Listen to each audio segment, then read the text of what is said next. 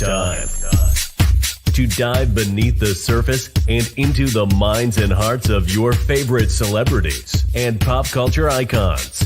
Welcome to Up and Adam. Hi, guys. Welcome back, and look who I have here. The number one badass lawyer of YouTube. No, you can interrupt me anytime. I'm so excited to be here. I love when you come on. I love being here. I'm sorry. I'm excited to be here, and I was running late. Sorry, chat. No. I do Actually, while you were doing your thing and kind of getting situated, I was looking at your community tab and your post, and I saw that you have some badass new merch coming out, and I love the Control Plus F yourself. Oh my gosh, I have to get one of those mugs. So I'm just a big fan, and I'm thankful that you're here. I'm thankful to be here. I have stuff to send you, so no worries. All right. Control F yourself started as a joke because I was trying to find something in a legal document, and it was late, and we had been streaming for like 2 hours, and I couldn't find it. And the chat's like, Control F. And I'm like, I'm trying to Control F, and my computer's like, Control F yourself. And I was trying, but the stream is always, the chat always helps keep me on track when I'm trying to find something within sometimes, 100+ pages of legal documents. So I mean, Control F will search your document for you most of the time. Well, and if it's not, then we'll just go Control F ourselves. Yep. And I like the double entendre because it can be F yourself in like the F yourself way, but it can also be like you need to evaluate. You need to actually search and evaluate what you are doing right now. So I like the double play on Control F yourself. No, and I know, and guys, don't worry. We'll jump in while everybody's waiting. We'll jump into New Jersey in a second, but I just want to say one thing. When I first started my channel, I was trying my hardest to come up with merch that I put on my mug, sip, don't spill, and like little quirky things that I was trying to figure it out, but it really didn't necessarily mean as much to me as maybe my logo. And now, just getting that story and how it has a double meaning and how it was so organic that you did that, it makes me really want to evaluate before I just put out something. You know what I mean? Just put out something that actually means something to me. Am I echoing on you?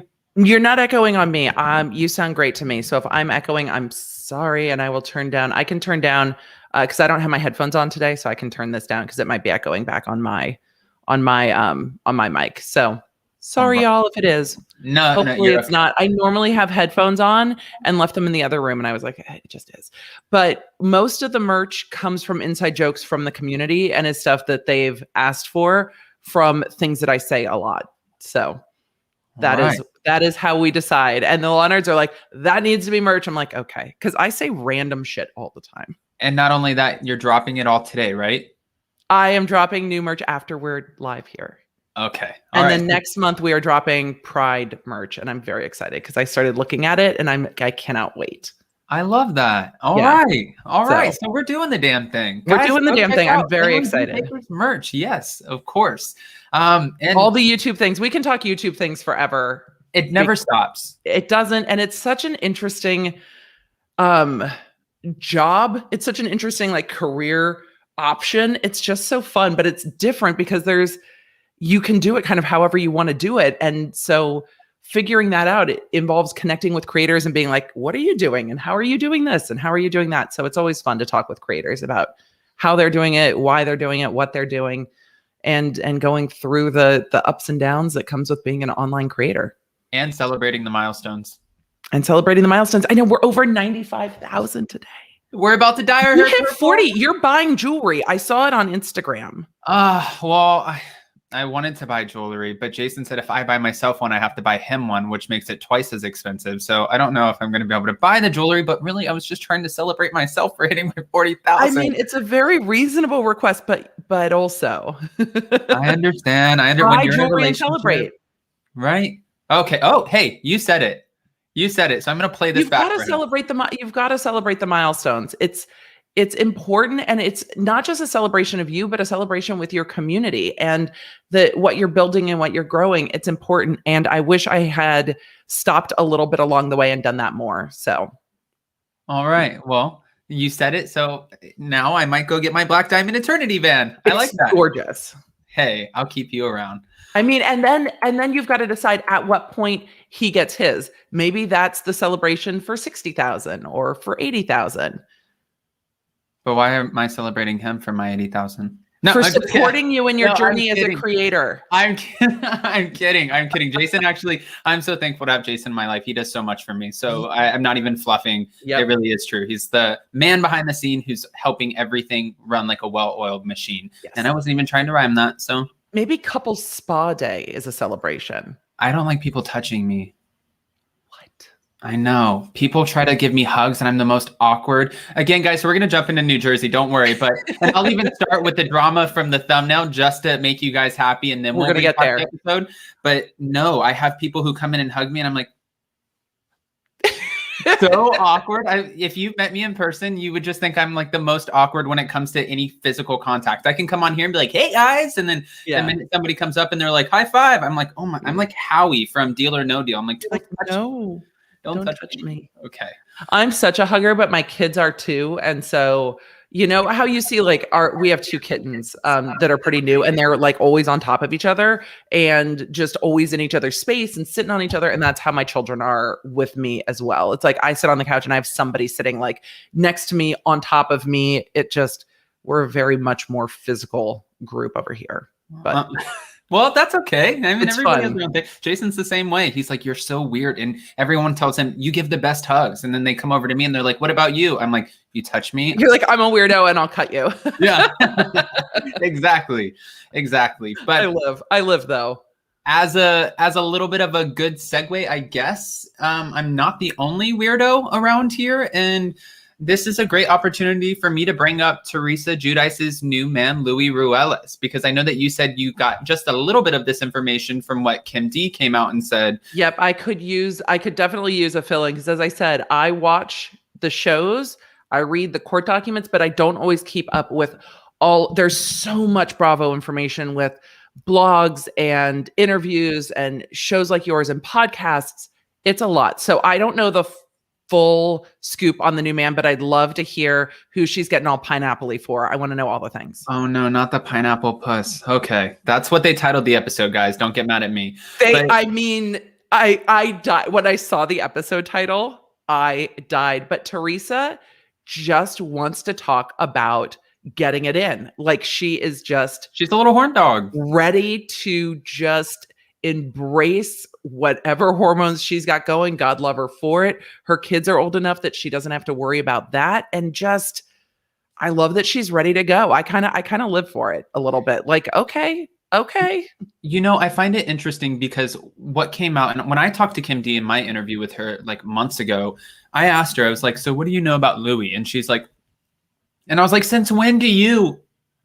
But she didn't give me the information. She waited to put it out at a later time. And she's always digging up dirt on Teresa. We've seen her before. She always provokes her. You put your hands on me, I'll put you in jail. She has a bad history with Teresa. Posh fashion shows, we know what it is. Yep. But she came out and exposed the fact that, you know, Louis, which I already knew a little bit of this, but he went to court in April of 2020. And maybe you can dig up these documents. But they settled outside of court. I guess that's what they're saying.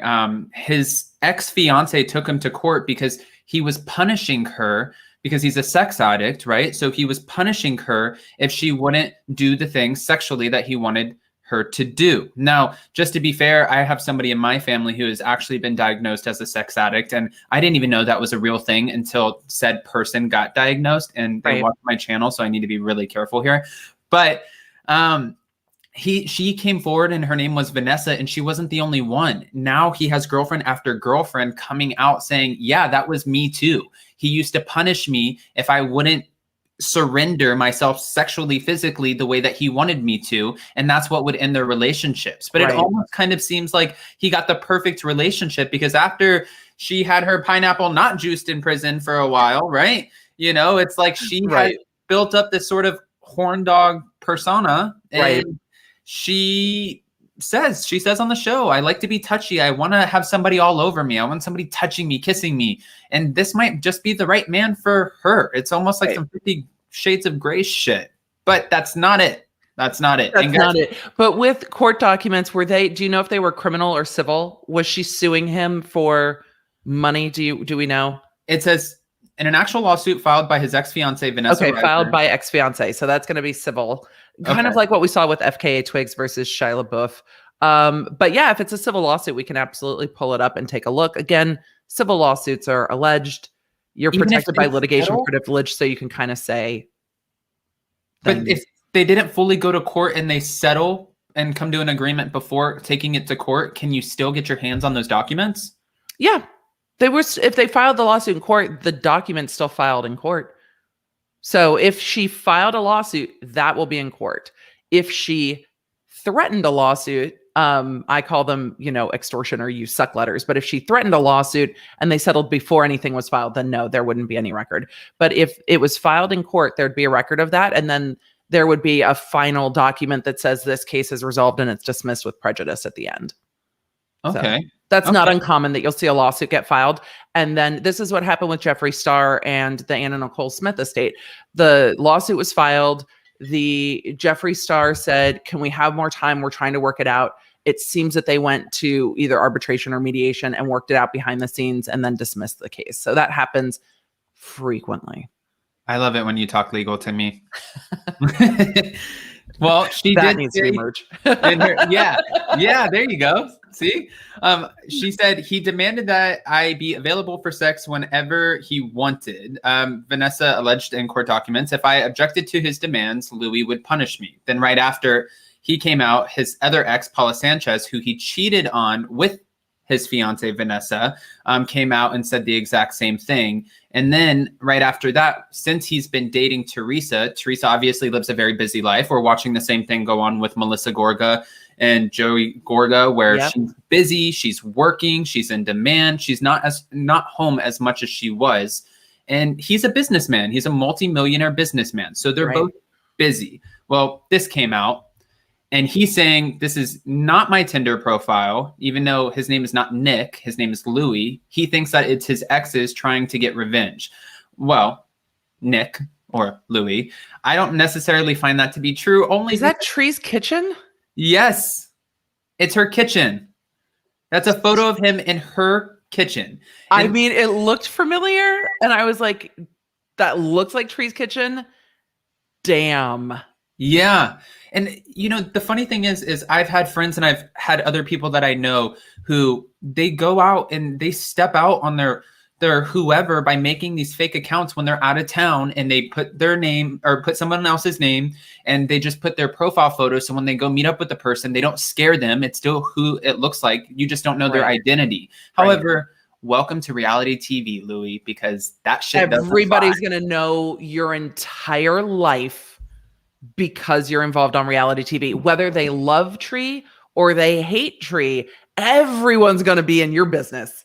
Sir. And they want a piece of it and they want to know more, especially when we start off, we're not getting this wholesome guy who has no allegations, no court documents, this just like really loving character who has a clean record and slate. That's not what we're getting here. We're getting someone who's already raising red flags and question marks in our heads. So now with that, it's almost like we're just going to, it's like the Girardi cases, except we're not going to get that much information, but you just want more and more and more until finally we know it all. And for Louis, I don't know if he knew what he was getting himself into. Do you feel like the community is more protective of Teresa or more just wanting dirt on whatever she has going on? Because it seems like Teresa does not have a vast wealth of relationship experience. Are you talking about the women? The women and then the Bravo community. Like, is the Bravo community digging this shit up on him just to sling shit, or is it like, Teresa, run? Like, girl, you were with your ex for a million years. You didn't develop these skills with the red flags early on. You don't know the things. This is a pattern. This is a problem. Get away. No, I think that. Oh, see, here we go. Teresa is selfish. Josie. I mean, well, then you have Janice Froman. Wow, Teresa needs to run away. So it's kind of both, but my experience, I always look at it, and especially being around like the Vanderpump Rules people and just some of the other Bravo shows and watching how it goes, they're friends to your face. A lot of people will be friends to your face, but they know you're on a TV show. So in some capacity, they want to be a part of it. It doesn't matter if they're helping you, if they're looking out for you, or if they're hurting you, they just want to be a part of it. So whatever avenue is easiest for them to be a part of it, they'll take. And at the end of the day, we might be invested in Teresa and her life and her ex-marriage and her new man, but we don't know Teresa. We know Right. what is edited of Teresa. We know this much about Teresa in the grand scheme of who she really is. Not to mention she's an extremely private person, which is kind of ironic because she's on reality TV. But there's a lot that we don't know. Sounds very much like Erica Girardi. Yeah. I'm very, very private, except when I'm not wearing underwear or or on Right. reality television. And that's the thing. I feel like people will take whatever they can get, and no one is looking out for your best interest. They want to see if you're putting out a new cookbook and you're celebrating and you just became New York Times bestsellers, then all of your fans are like, you know what, good for you. You're killing it, Teresa. And then all of a sudden they find out that you cheated on your man. You dirty woman. Like, they just are vicious. Yep. People are vicious. I don't think anyone gets a pass, especially when you're on reality television. Oh, there's no passes on reality TV. Are you on Clubhouse yet? Didn't I send you a Clubhouse invite? We have to get you on Clubhouse. No. The audio only app. You're not on Clubhouse yet, are you? No. I'm going to send you a Clubhouse invite when we're done streaming. But there is a Bravo room that has people who are not just, people who are Bravo watchers like yourself, but also people who have connections to production and others who cover the space for, major media outlets. And the discussions about editing came up again yesterday in the daily Bravo Clubhouse that I had peeped in on.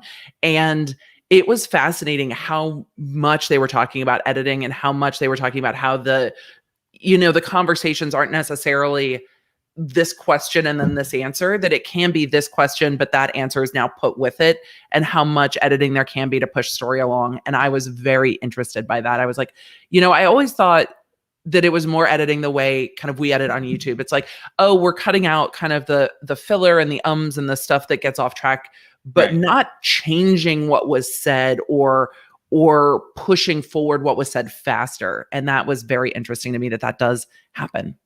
Well, I mean, just to be fair, I don't know if you remember this, but I remember, I don't know how much I can say, but I remember one day, actually, this is fine. I think I'm fine. No, because you've seen it. But if you've been there and seen what it is when you're watching it and experiencing it, and then seen what it is when you watch it after editing, you can compare and contrast going, there's a lot more context to this than editing. Exactly. And just to be fair, when I moved to LA, Sheena Shea, she was one of my very first friends moving to LA. She was the one who got me my job at SUR. I didn't know who she was. It was after their first season. I met her at a bar that her husband worked at. She was crying and upset when the trailer came out for, I think it was like the 6th or 7th season. And I saw her walk into the restaurant and she was so just pissed, like literally upset, because the trailer made her look like a man hungry. Like, that's all she cares about. She has nothing going on in her life. All she does is cry, and all she does is cling on to men. That's what she felt like the trailer painted her as. And then come to find out, because that's not Sheena. Sheena might like different guys or try to find love or whatever, but she's not a cheater. She's actually a really sweet woman who works her ass off and has her stuff together. So just to be fair, and she was really upset about this trailer. Come to find out, one of the producers and editors who came onto a podcast was laughing about the fact that she edits Sheena purposely to look like a nitwit, to look like a man-hungry nitwit. So she decided that is the character that Sheena is going to play, and she took it into her own hands while editing the show to make Sheena cut the scenes where it makes her look very obsessive and kind of boy crazy, as opposed to the scenes where she was working or auditioning and doing the other things that showcases her as like a well-rounded person. Well-rounded person. Did you ever hear about that? No, I didn't. Yeah, but that's just I don't cover outside of the Housewives franchises. I am old and I have 2 kids. Vanderpump it just felt like almost reality TV Melrose Place or The Hills with more booze for me. And I was like, it kind of was The Hills with more booze, but yes. No, but it's just one of those classic examples of things can be edited a certain way, and just to be fair, to be on brand for this, this video, we got this trailer that once the trailers come out, a lot of YouTubers, a lot of people start talking about, oh, this is going to be crazy. What do we have to look forward to? We just did it with the Beverly Hills trailer, which looks great, but really, what do the scenes actually entail? And we thought that Melissa Gorga and Joe Gorga were going to have a cheating scandal, that they were going to be potentially splitting up, that there was going to be this huge rift. And now, after watching it play out and knowing that they're pranking each other, and it seems very calculated and orchestrated, like a pre-produced storyline, it kind of pisses you off. And you see that's just clever editing. So I guess. Right. And the moments are there, but when you give the moments greater context, you're like, oh, that's not what the trailer portrayed it as. It was when it's out of, this is the problem with context. When it's out of context, you're like, oh, they've edited this together to make it look like the Joe and Melissa are having issues. And they are having some issues, but those are issues that people that have been married for any period of time past about 5 years are going to go through, because your marriage changes when you have kids. Your marriage changes as your kids get older. Your marriage changes when you change jobs. These are things that happen. I mean, I've been married over 18 years, and these are conversations we've had too, as work has shifted, obligations have shifted, family needs have shifted, and you have to sit down and be like, where are we at? What is going on? And that's a very normal thing. It's been portrayed like their marriage is in trouble. I think their marriage is shifting because they're shifting, because they're aging and they're expanding kind of what they're doing, and their roles are changing. But that happens. That doesn't mean there's like this huge, downfall. And so it's funny seeing from the trailer to where we are today going, yeah. But no, I actually want to touch on that really quick, because while it was kind of annoying that they faked the whole like prank call, like that made it look like it was something that it wasn't, like you said, out of context. I do feel like it's very real that, she came into this marriage under a certain role, and he's very old school Italian, and he thought she was going to stay home while he works. She has kids. She takes care of the kids. He comes home. He has a meal. She rubs his back. Like, he's just old school, right? That's the guy.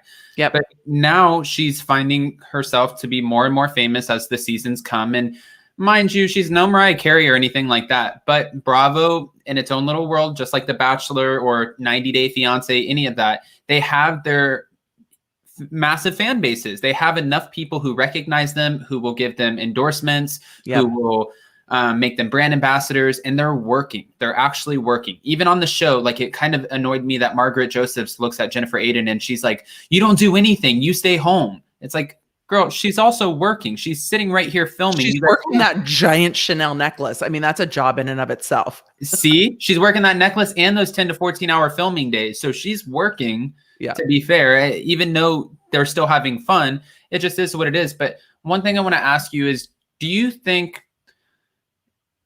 this is like, for Melissa to be gaining this fame, would most people, in your opinion, have a problem with that if maybe the other person feels like they're kind of being left behind?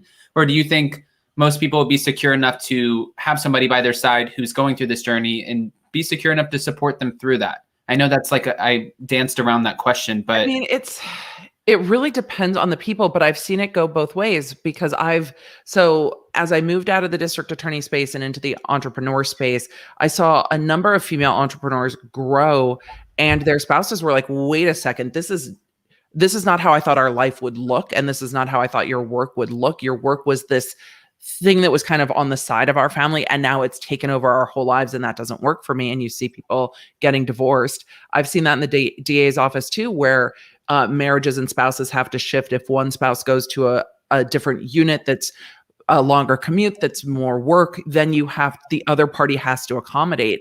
And some marriages can survive that and some don't, but it depends on both parties to make it work.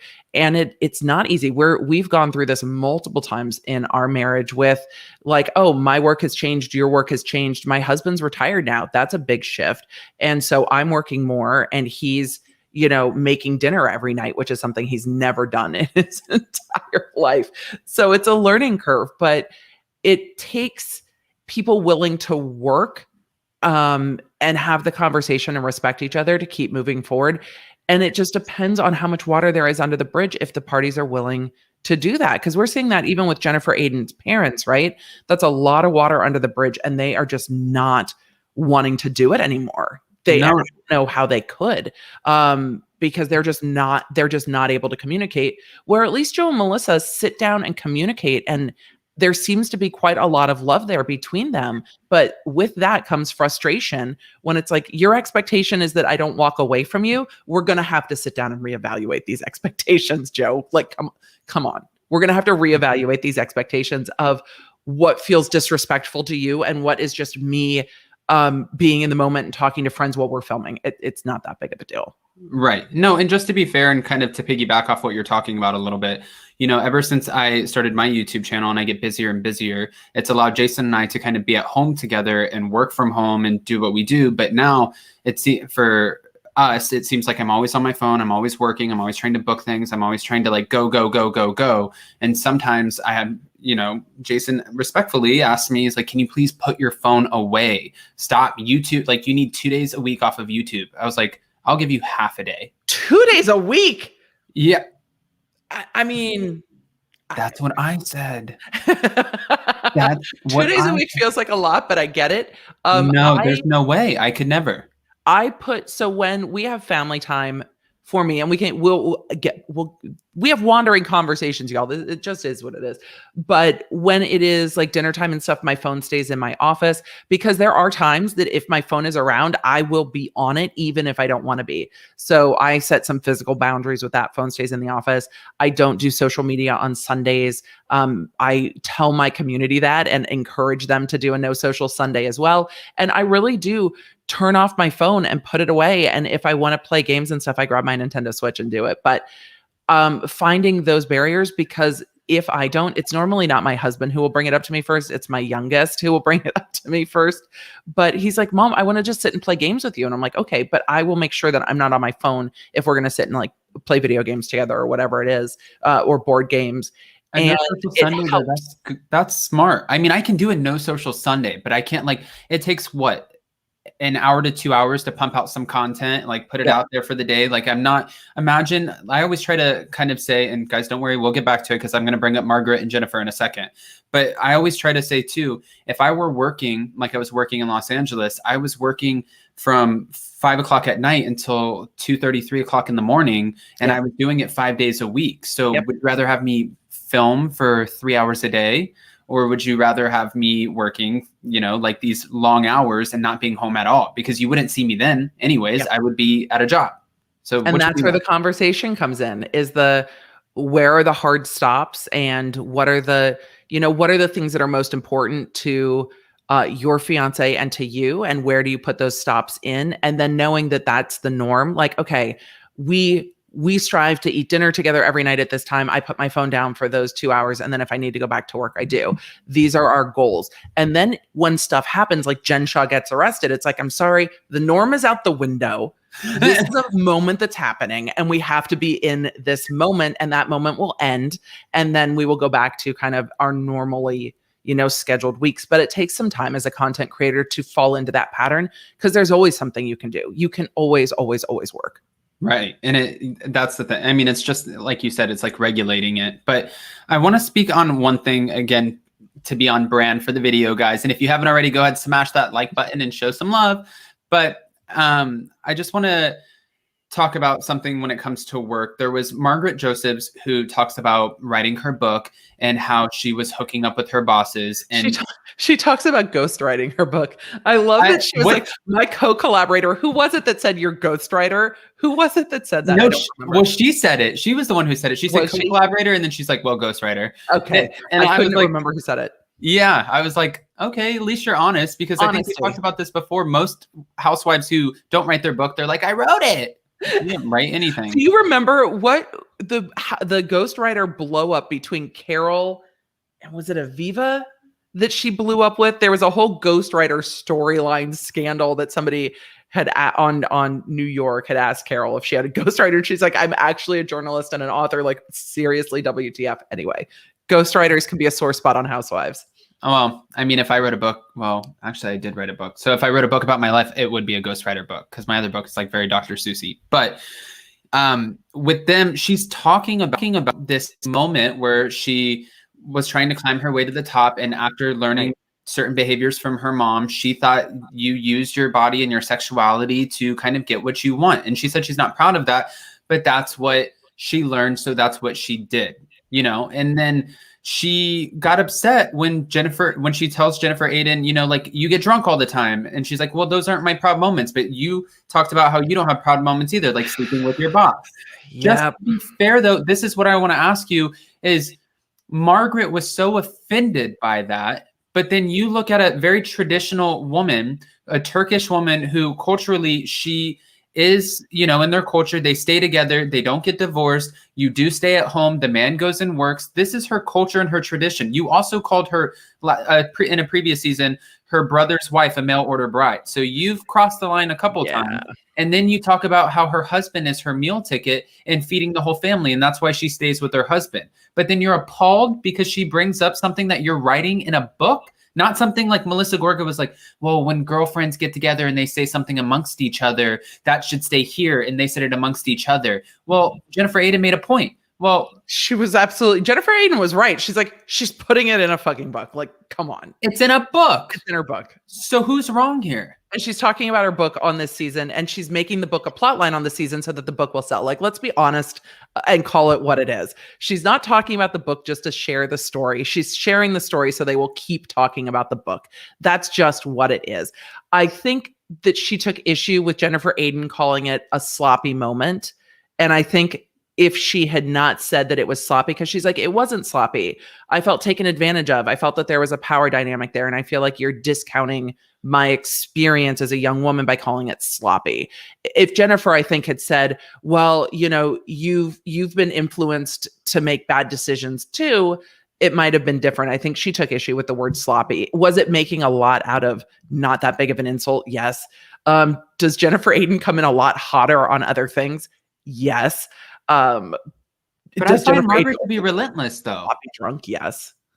I feel like Margaret is relentless, almost in a way. That's the thing I wanted to ask you is, which one is worse? Is it worse shaming the fact that, you stay at home and your husband takes care of everything and you don't even have a job, like that is your life, so shut up about it? Or is it worse just bringing up a moment in retaliation saying like, listen, I know you said I had bad moments, but like you said, you had a sloppy moment and you're writing about it in a book. Which one, who's more in the wrong here in your opinion? I think they're just both being shady. I really don't think either were that big of digs. I don't. I think it was them being shady. It's definitely not on the level of, yeah, well, I heard Gia is doing blah, blah, blah. I mean, there's definitely worse ways that these women go after each other, but Margaret does seem to be a bit relentless with Jennifer, like, oh, poor you, you can't find another housekeeper and you don't want to call them a housekeeper. And it's so hard to be so rich and blah, blah, blah. Margaret will not let it go. I think Margaret, though, kind of hit the nail on the head on that one, only because she pointed out that, listen, a lot of people are waiting for their second stimulus check. Like, and you're going on Instagram Live and you're like, I need a housekeeper. Oh, she's not wrong. And we're also still they're still filming during COVID. So even people who, would maybe generally have help inside the home weren't doing that because of COVID. So it was a bit tone deaf, but can we talk about the psychic or the medium Tina coming? Marie? I actually, every time I say that I'm having a guest or what, well, I've already said it, so it doesn't matter, but I have her coming on my channel. But every time I say that, there are other people who go and they snag and try to get it before me. So I'm just trying to lock it down. I just literally spelled it already, but it doesn't matter. As soon as I saw her on last night, I messaged her and she messaged me back and I was like, we need you. She's amazing. She's really she blew me away. Can I be we're just friends here, right? We're all just friends. Totally cried yesterday when she was talking to I totally started crying when she was talking to the ladies yesterday. You cried? I cried. What made you emotional over that? Cried. Dolores wrecked me. Dolores breaking down over her dog put me under. I was like, I get it. I literally started crying. Yeah, I'm a total softie for animals too. And I thought it was so funny. Melissa was like, I don't understand what's happening with her. But watching her just hear about her parents and then hear that her beloved dog was there and just seeing that weight of emotion on her, I totally did. Totally cried. No, and she hit the nail on the head. You know, a lot of people are always skeptical when you have like these psychics and mediums come in because they're like, well, how much do you know about me before I came on? Because they're still on reality shows. So you can do your digging before you come in, right? You know, you can figure out who's there and what's going on. But she did not seem rehearsed at all. She was just actually, she looked very unimpressed when the women were walking in. I don't know if you took note of that, but like as the women were coming in and they're like, hey, she's like, hi. Yeah, she just looked like, I don't have, let's go, girls. Let's get this over with. But then she started reading the room and she was hitting things that none of them, like we wouldn't know about any of them. And it kind of shocked me a little bit, especially the fact that, well, Teresa's parents are supporting her getting with this man who's under a lot of scrutiny right now. But that's okay. We'll get to that later. But it depends on what Teresa's parents are wanting for her. Because if her parents are like, this is what you think you want, you need to learn, enjoy, like have fun. It's your life. Have fun. Just learn and grow and have fun. And also I think it was really interesting that Jackie pointed out, like, no one knows this grandmother's name. Like that's not known. It's not ever something I've shared or talked about. I think was very, very cool that was a moment that got shared. Did you see her husband though try to kind of almost discount it in a way, in an indirect way? He didn't discount it, but he was like, you know, most Jewish there's a lot of Jewish grandmothers named Esther. It's like, but I mean, yes, you could take a guess, but why would you take a guess if you're going to be on television with something that could be wrong and damaging to your brand? You wouldn't even come on TV. You would just run your little scam out of a house or whatever and put out like a nice, cute little $100 sign that says psychic medium, $10 reads, you know, but that's not her. She's on Jersey Shore. She's been on VH1. She's on Bravo. Yeah. She's legit. She was great. There is a pop culture psychic here on YouTube that I watch quite a lot and love. So I love watching it. I love dealing with it. You have to, after we get off here, you have to message me and let me know who she is. Aphrodite, and I will message you. He's fantastic. He's fantastic. Oh, I want to steal him too. I'm so invested in all of this, especially when, you know, it's almost like when I do my tarot card readings on Tuesday, when I have Fem Tarot come on and she, you know, reads cards, and we've asked her about what's going to happen with Jin Shah, which she thinks that Jin Shah actually, did you see any of this or hear about it? I haven't seen it yet. I've got a watch list that is very long, but they keep filing documents in the Girardi case. I mean, okay, so she came out and said, and Fem Tarot did this live with Kempire Daily, so I just want to give him a shout out too for that. But she did the live, and she's also done a live with me, and she's read both Erica Girardi and Jen Shah. She said that the cards say, and she says, and we'll have to circle back and see if this is true. She alleges Jen Shah will not receive any jail time. She won't receive any jail time, but her marriage will come to an end because she alleges that there are other people in play on her husband's side who he might be interested in with other relationships. And at this point, Jen Shah, while she may not go to prison, she will have fines and other things that come out, not in October, but in December. And we'll have to see. Again, she told me I was going to have the worst month of my life in October. No, she said December. And this was last year. And she's like, when it comes to YouTube, you're going to have a really harsh moment. It's going to be terrible. There's another creator out there who's going to try to take you down. I was like, no, there's not. I literally just started this thing in like June. Nobody's out here to take me down. Right. December came and there was somebody trying to wipe me out. And I was like, holy cow, this woman's on it. And then play after play with so many other people, she's just let me know. And then these things happen. So I'm curious to see how it plays out. And then for Erica Girardi, the cards allege that she knew exactly what was going on with her husband, but she won't do any jail time. I can see that for sure. I will be fascinated to watch the readings. When it comes to Erica Girardi, I want to know what she knows, but I also am very careful to say there's nothing I've seen now that I can go, this proves it. So though I'm happy to speculate, I have not seen anything that goes, this proves that it's it. And I know that there's people who want that thing that proves that she knew, and I haven't seen that thing yet. But when we do, we're going to be like, it's here. We found the thing. Well, no shade, but in the trailer, you know what it did prove? Those bad contour lines prove that the Glam Squad got fired because nobody is paying them. I do want to say that. The contour Erica's doing her own makeup. She didn't learn how to do her own makeup, which is fine. You know, a lot of people, hey, girl, you had a good run. You had a $40,000 a month glam squad for quite some time. You did the damn thing. You delivered some looks, and now Dorit's delivering the looks, and she has the new face, and she has the glam and everything that comes with it. But we'll have to wait. Kathy Hilton has a light shade, lamp shade going on, and a new home. She doesn't even have to try, though. Kathy Hilton is like, my daughter is Paris. I'm looking at a $53 million home. What do you want? I don't care what you think of me. Yeah, she's honestly, she's just like, I am Beverly Hills. Like, she is right there with Kris Jenner, who can walk into any room and just do whatever she wants. They will cater to her. Yes. It's very interesting. But I will be interested to see, because we did see Erica making a joke about, well, you know, you should be pitching in for my legal fees, you bitch. Like, you saw the joking about what's going on with Erica. So I'll be interested to see how much of that's going on, because there's acknowledgement there at least.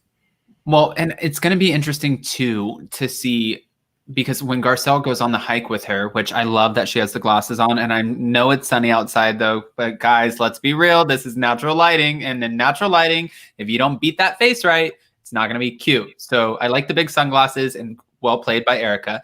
But I always wear big sunglasses outside. Look, we don't need this to wrinkle anymore. Like, look, man, we need to not. Oh, okay. Biggest sunglasses ever. We need to block all this UV, a hat, and the haters. Oh, okay. No. But when Garcelle asked her, she's like, you know, did you know? Is that why you filed for divorce? And she looks and she goes, I did not. Okay, so then I want to know, and her, for at least what she's going to give us as her truth, right? Because she knows she's being filmed. What she's going to say is her reason. Because she's like, I was going to hold that man's hand until he died. Well, what stopped you? Is she going to blame sickness? And that would be very clever. It'd be very clever to say that he started to get sick and started to kind of lose it a little bit, because it plays into the narrative that really focuses on the Alzheimer's and the dementia. And you don't want to say that somebody doesn't actually have a sickness, right? Because that would be ignorant. It just seems, and a lot of people have pointed out, plenty of people hold their loved ones' hands through Alzheimer's and dementia. I know. And that's the thing. You get your face beat like that for $40,000 a month, flying private planes, Pasadena mansions, and all of a sudden the man gets sick, and then you let go of him. She has to walk this line very carefully, because if she sways it like, oh, he got sick and it was too much to bear, then you look insensitive. But then if you sway it, like, I mean, how else can you sway it if you're not saying it's for the legal drama? Like, in your opinion, what other reason could she possibly give? I mean, we definitely saw her trying to say that he had cheated on her with that federal judge with that docs that just went nowhere because it was so old, though it seemed to have been the judge's actual phone number that she released on Instagram, because the judge ended up hiring an attorney who is a former district attorney to deal with that and kind of shut it down behind the scenes, is what it seems like happened. But I don't know if she's going to try to go through there were side pieces. I can't imagine what she's going to say, because it can't be the dementia unless there was rage and he was like, file for divorce, then get out. Like, unless she's saying he told me to go, which she could couch, because I've heard the speculation of some being like, maybe this was their master plan, Bonnie and Clyde, like, I'll take the fall, I'm in my 80s, go live your life and be free. So her thing might be, he told me to go. He told me he didn't want to be married anymore. He told me to file for divorce. And maybe that's what it is. He told me to do this. But then that's going to play back into all of the lawsuits saying, oh, this was staged. And the lawsuits alleging that this was a master plan to protect assets.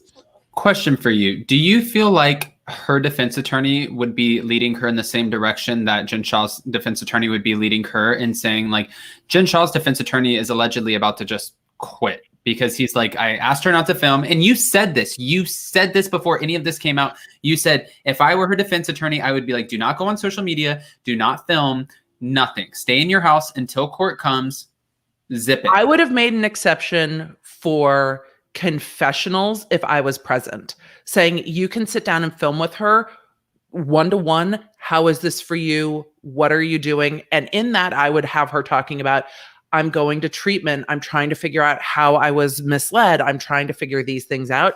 And that would be it. Like, if you need her to talk about what's going on with the other ladies, come sit down with the confessional. Legal's going to be here and we're going to do it all together because that's a controlled environment. That would have been the only thing I could have seen. But yes, I said, if I'm her defense attorney, I want her to do nothing. Right. And she's doing the most. If you were the defense attorney and this was your client, would you have to, just knowing how this looks and where it could be going, would you have to also say, listen, if you're going to continue to do whatever you want to do, I'm sorry, I'm wasting my time here. I can't help you. So the goal of any attorney should be to do what's best for their client. And if their client doesn't listen, there can be a point where the attorney looks at the client and is like, I can't do my best for you because you refuse to listen to me. So I don't feel right about taking your money and you not listening to me. So maybe you need to find someone else that you will listen to, but also depending on which attorney it is, attorneys that work in the federal system that have a long-standing career and have a reputation also don't want their client to make them look bad. There's two parts of this. You don't want a client running wild that is going to not take any of your advice to essentially be an example of your work in the public eye. You want to control the scenario as much as you can so you can do your work behind the scenes. It puts the attorney on the back foot with the government because you know that the AUSAs and all the investigators are watching what she's doing on social. And all this free Jen Shah shit is just going to rile the prosecutors to be like, oh, I'll show you free Jen Shah. You want to make t-shirts? Cute. Let's go. Let's go. And the defense attorney's like, look, I cannot work with the prosecution to try to help you if you're doing this, because you're just going to keep pissing them off. And they're going to be sitting in their office going, keep talking, Jen Shah. The FBI is recording everything you're doing on social media. Thanks. Do you think that Erica Girardi is getting the same legal advice from her defense attorney where they're like, listen, I know that this is all playing out while you already agreed to be filming a show, but for us, we probably need you to take a step back? It could be very different because with Erica, there is no criminal prosecution at this point. There may be an investigation behind the scenes, but it is really with Erica, it's fighting over assets in the bankruptcy court from her perspective and her company fighting. She's not on the hook legally the same way Jen Shah is, though in the court of public opinion, people are viewing the two very much the same. They're legally in very different positions. So her attorneys might be trying to work with her to keep her bringing in money and keep her personal brand strong because one, the lawyers have to get paid. Two, it looks like the bankruptcy court is getting ready or gearing up to sue her. I think the law firm bankruptcy trustee will also probably sue her and her business. So she's going to need money to keep coming in and she's going to need to keep working different than Jen Shah. So Got it. They're just situated differently. So I don't love everything Erica's posting. With the Fenty stuff, I can understand if there's contractual obligations that need to bring in money. She's going to have to. She's going to have money for legal. She's going to have money potentially for lawsuits within the bankruptcy courts to pay back loans. If she knows that she took those loans, her lawyers know what's coming. So depending on how much information Erica has, depending on what she knows, her lawyers have a better position to say, okay, we know that this is everything that can come at us. So here's how we plan for it. And keeping her personal brand strong and doing brand deals might be a part of that strategy for them. Because she's not popping off on social media, really. Right. She's posting intentional things that are on brand for her before this all started. It seems terribly insensitive. It definitely hits wrong, but there's plenty of people under her post going, yes, queen, yes. So, and, I mean, I know that we all call her the Ice Queen, and I know that that's the name that she's obtained. But you know, watching her in the trailer where Sutton Stratt calls her a liar, and she looks at her and she goes, "Don't ever call me a liar." And she's like, "You know, what are you going to do about it?" "I'm not going to do anything." "Exactly. Then shut the f up." I was like, "This woman is going through it." Napped. Like, I don't know if her Botox wasn't moving right, because when she was snapping at Sutton, she was like, that's right.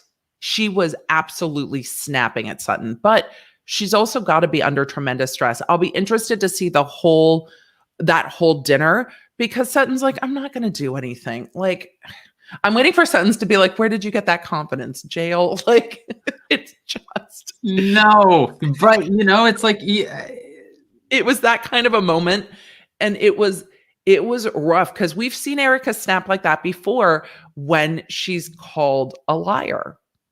Well, that's true. And just to be fair for Sutton coming in as a new diamond holder, I did an interview with Sutton and I thought she was fantastic, but I thought it was also sort of fantastic for the show having Crystal Kung-Minkoff come in and tell her that you are an awkward, whatever woman with blah, blah, blah. And then she just sent Sutton raging. But I'm like, okay, newbie coming in, this might be a great season. She's fighting for her diamond too. And I think Sutton watched and learned where she had to operate to get a diamond. And did Kathy Hilton get a diamond? I don't think she did.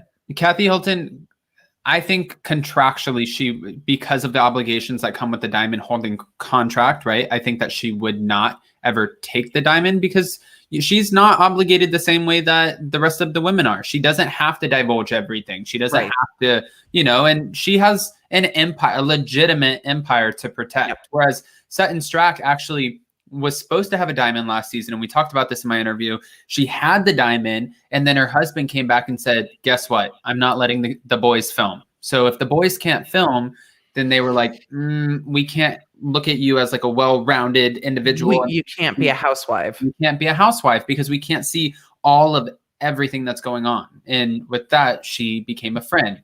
And in my interview too, she said, listen, my husband and I, we've had conversations since then. So I think with that, next season, I'll have a diamond. And she said that in June, and that's exactly what happened. Well, there you go. She didn't like not having a diamond. She did not. Yep. And I like when she says in the trailer too, I've never felt so poor in my life. When she walks into the $53 million mansion of Kathy Hilton's, I'm like, it's another level. These are next level rich people problems that are not problems for any of us. That's like when my husband, there's times when he watches any of the shows with me, he's like looking at me going, how much do you think they spend on water for their lawn? Like, how much do you think? And I'm like, oh my God, only you, darling. Only you, but I don't know. Lots. I don't know how much it costs. I don't know how expensive it is to live in your $53 million house. Like, what's your electrical bill in Los Angeles? Probably thousands. I don't know. So. And it's kind of interesting too, because I think it's kind of a wake up call. When we met Sutton Strack, she's like bragging about couture and she goes to these couture houses and she spends hundreds of thousands of dollars this season. Whole plot line. Kathy Hilton does not have to spend any of that. It's sent to her daughter. If she wears it and Kathy wears it, then people will buy it. So She's not a Sutton Strack. It comes for free. And I'm sure she still shops. She buys whatever she wants, right? But she doesn't have to go sign up or line up to get couture. The couture is showing up at her house and she's picking and choosing with the stylist what they want to keep and what they don't. And that's all free. It's very different. It sounds like you're saying Kathy doesn't have to fight to stay relevant for the design houses. She doesn't. When your daughter's Paris Hilton or your daughter's Kim Kardashian, same thing with Kris Jenner. Yep. You don't have to fight. Like, you're talking about girls with 200 plus million followers who just, if they post something, it's instantly going to get 6 million views right then and there. This is why they're paid over 1.2 to like $2 million a post, which is disgusting. Insane. That's insane. Crazy. I mean, not disgusting in a bad way, like disgusting in a good way. I would die to have that kind of money. But with that, I also know, Emily, that you have a super busy day, so I don't want to hold all of your time. I know. Is there anything we need to wrap up on? Because we started talking Beverly Hills, but is there anything we need to wrap up on Jersey that we didn't cover? Because we covered the psychic. We covered the new man. I like that this is the way Tree got kind of outed with the new man, was the medium came in and was like, they're happy for you. I'm sure she already knew because Teresa says that she sees her, and it kind of gets Melissa off the hook, who's the worst liar ever. Because they're like, is Teresa dating someone? She's like, yeah, her face is just like, and she even said she owned it. No chill liars. I think how I would like to end this is asking you what you're looking forward to most next episode. And I think for me, I just want to learn about this dynamic between her and Louis, see it on camera for myself, even though it's going to be heavily edited. I just want to see what that looks like. I know she's going to be smitten. She's finally getting the pineapple puss, whatever you want to call it, from the show. But What are you looking I for? like that the ladies I like that the ladies keep going after Jackie with regards to oral. I'm like, I like that. Look, I'm a woman in my 40s. I know how open my friends and I are with conversation. Like, we're not in our 20s. Like, ladies, like watching Jackie be squeamish about it is one of my favorite things ever, because she's like, stop talking about it. I'm like, oh my girl. It's almost like Antonia look or saying like stop kissing to her parents. Like it's like that kind of immature, I guess, outlook onto it. Yes. Yeah, if I get together with my friends, especially the ones in West Hollywood and back home, there's some pretty grotesque conversations. Is grotesque? That's a word, right? Open conversation. Open. Is grotesque bad? Did I say that wrong? Grotesque is you said it right. It just means it is what it is. Oh, okay. Well, you also have to remember I'm one person who does not like touching. Yeah, you're like, I don't want to hear you. Are you saying that you're the Jackie Goldschlager of your friends group? Goldschneider Gold. I called her. I mean, you can call her whatever at this point, because it's probably going to be her last season. But who are you just like, I don't want to talk about it. Well, yeah, actually I am. I'm so weird because my friends are always trying to. This is something that kind of annoys me, especially being in the LGBTQIA plus community. Everyone always wants to know whose role is whose role in a relationship. And when people start asking me questions, I'm like, get the out of my face with that. I don't like super personal. That's different than Jackie being weird when the ladies are talking about the pineapple puzz. Yeah. Because that's really like, tell me all of your relationship dynamics. It's like, we can't just boil it down to one thing. Like, you want me to stick a camera in my bedroom? What do you want? You know what I mean? It's like, what are you looking for here? Right. No. Absolutely. So what are you looking forward to next episode? I'm looking forward to Louis.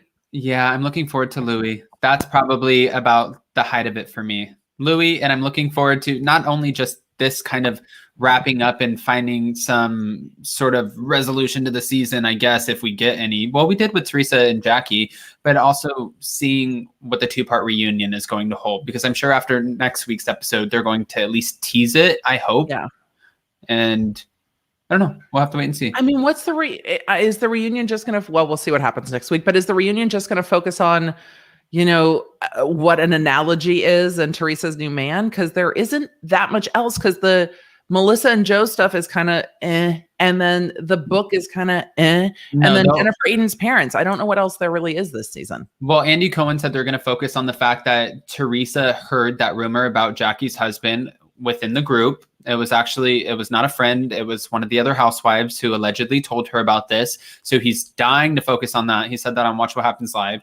Of course, he's going to shine a light on Joe and Melissa's marital issues, if any, and what fame has done to their marriage. He's going to have Louis Ruelas walk out onto the set. We're going to meet him. He's going to sit next to Teresa. Teresa is one of Andy's favorite housewives. So anything that's going on in her life, he's really legitimately invested in Teresa. A lot of the other housewives, he could care less. And he's even said on Watch What Happens Live, maybe I can count on 2 hands how many housewives actually have my number in order to contact me. Otherwise, it goes through production. I don't give out my number. I don't go to weddings. I don't go to nothing. He doesn't invest his time with them. Right. So interesting. Teresa's an exception. Well, we've known that, haven't we? Teresa is definitely an exception. And I think ever put her hands on him. She did, right? She did. Anyway, it'll be interesting to see. I am looking forward to seeing Melissa try to get through having a birds and bees talk with her daughter.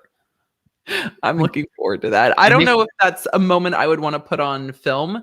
And I forget, how old is Antonia? Is she 13, 14, 15? Yeah, I think she's about 14 when they're filming, 13, 14. But now at this point, I think she's like 15, to be honest with you. But yeah, that's such an awkward conversation. My parents never had that talk with me. My dad used to tell me, son, and he has this country accent.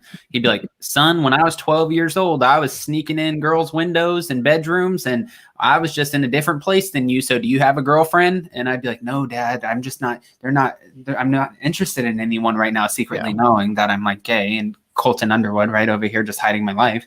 And great reference. Yeah. And well, I just did a video on him. So that's why I'm like thinking about it. But, it's like, I never had the conversation, I guess because I didn't bring people around. I have brought one girlfriend home one time, and I'll make this really quick. I brought her home and everybody kept like wanting to see how we were acting on the couch, and we are both like this. And it was my freshman year. So awkward at that age. So awkward. And then we went out by a dumpster, which was next to, because my house was right off of a bank and there was a dumpster behind the bank. And she's like, do we kiss? And I was like, yeah. So I went to kiss her and I accidentally bit her lip. And then she went and told everybody in school that I'm a lip biter and I'm awkward. So then she broke up with me, and then everybody in school made fun of me. So I have PTSD with this shit. I don't absolutely, as you should. That's so unfair. It was unfair. I'm like, it's my first kiss and I accidentally, like, I didn't know. You're trying to like stick your tongue down my mouth. I don't even like girls, but I'm terrifying. It's crazy. Yes. Okay. I feel, and the chat is being like, she's like 15. So if she's 14, 15, like that talk done needed to have happened. I talk about this with parents in my friend group. I'm like, y'all, especially the ones I grew up with. I'm like, do you forget what we were like at 13? Talk to your children at 11. Start there. But I also worked in juvenile court. So I have a maybe altered sense of things, because I had a number of people who would come in, defense attorneys come in and be like, but he's going to be a father. I'm like, but he's 14. He's not going to be a father. He has fathered a child, and that's a conversation we all need to be having more. But I say those conversations need to happen early and maybe not on television. So we'll see.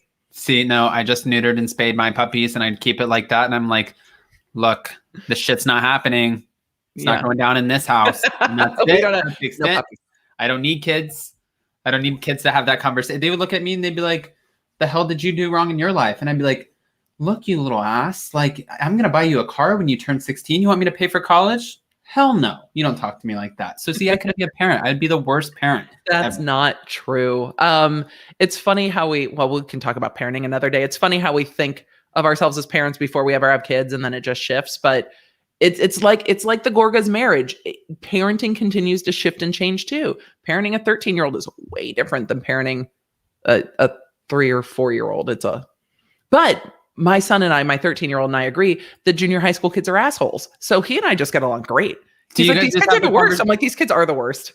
Does he actually say, Mom, these kids are assholes? And you're like, yeah, listen. Well, there was a kid that was picking on him a lot prior to us moving. And he was really frustrated about it one day. And we were in the car, and I just stopped the car and pulled over and turned around in the driver's seat and looked at him. I'm like, look, there's always going to be this guy. This guy is not just him.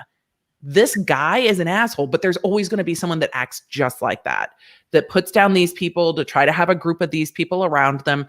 There's always going to be somebody like that in your life. And you have to just be able to look at him and be like, oh, you're that guy. You're that asshole. Now I know. And we can stay away from it. You're that guy. And I'm like, there's always going to be somebody that acts like that. And he was like, okay. I'm like, he's an asshole. That guy's an asshole. And he wants to make fun of these people so that those other people will think that he's cool. And that's only going to last for so long. But there's always going to be people that act like that. Yeah. And so I just try to help him identify the personality types that you're going to run into later in life, because we've all run back into that person that's like, oh, I remember you. You're that one. You're that guy. You're that guy. Well, Emily. Anyway, we've talked about a lot of stuff. We have. We've actually, Kempire Daily just said, I love the variety in the combo. Oh, thank you, Kempire. Thank you so much. And I saw Fem Tarot in the chat too, who you shouted out earlier. Right here. Hello, Fem Tarot. Yes. And guys, if you haven't, go check out Fem Tarot, because her tarot card readings are amazing. She also comes on with me on Tuesdays. She's fabulous. So at least go give her a like and a subscribe. Honestly, I love tarot readings. It's literally one of my favorite rabbit holes to fall down on YouTube. We'll have to steal you one day. Just even if we can steal you for like 3 minutes to call in and ask a question, I think that would be a lot of fun. Why not? Oh, that would be fun. Absolutely. Absolutely. All right. Well, Emily, I appreciate you. I know you're busy, and everybody go check out Emily D. Baker's merch. I just want to give that another shout out because it's amazing. Okay. We're going to talk. You have to send me your address. I will. And I'm going to get you on Clubhouse. Yes. And you guys, Adam's people, if you don't see him on Clubhouse in the next couple days, give him a hard time about it and be like, we thought you were coming on Clubhouse. They do. They'll give me shit. I'm leveraging peer pressure. That's okay. That's okay. And if anyone's living under a rock here, can you at least let us know where we can find you? Oh, absolutely. I'm at the Emily D. Baker all over social media and here on YouTube. Well, everybody go give Emily D. Baker a follow, a like, and a subscribe. Show some love. It helps the algorithm. And this is what we're here for. This is exactly what we're here for. And with that, I hope you have a great rest of your day. I will. So soon. See you soon. Bye. All right. Bye.